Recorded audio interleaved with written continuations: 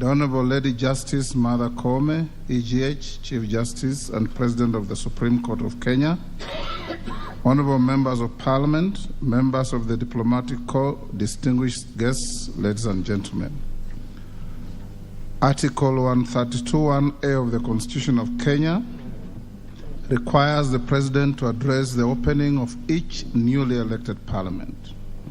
In this regard, pursuant to the provisions of Article 132(1)(a) of the Constitution and the provisions of Standing Order number 21 of the National Assembly Standing Orders, and by Gazette Notice number 11265, which was published on 23rd September 2022, I gave notice of this joint sitting to the members of the National Assembly.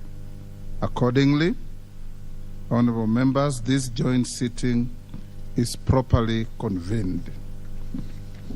Your Excellency, it is also custom of Parliament to recognize invited guests seated at the Speaker's row, the Public Servants' Bench, and the Speaker's Gallery. I therefore wish to recognize the following guests who are seated in the Speaker's row.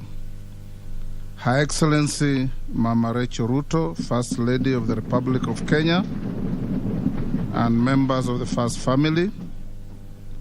His Excellency Rigathi Gachagua, Deputy President of the Republic, and Mama Pastor Dorcas. We are also pleased to host the former Vice President of the Republic, Honorable Musalia Mudavadi, EGH. Also in the Speaker's row this afternoon are former Speakers of the Houses of Parliament, the Right Honorable Justin B.N. Muturi, my immediate predecessor, and the Right Honorable Governor Kenneth Lusaka, EGH. Your Excellency, allow me to also recognize the Chairperson of the Council of Governors, the Honorable Anne Waiguru, EGH, who is the Governor of Kirinyaga County.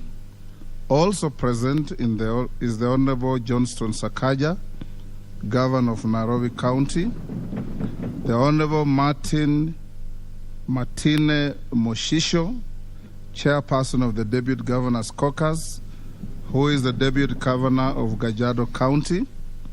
Also in the Speaker's row is the Honorable David Maraga, EGH, former Chief Justice of Kenya. I equally recognize one George Luchiri Wajakoya, who was a presidential candidate in the last general election.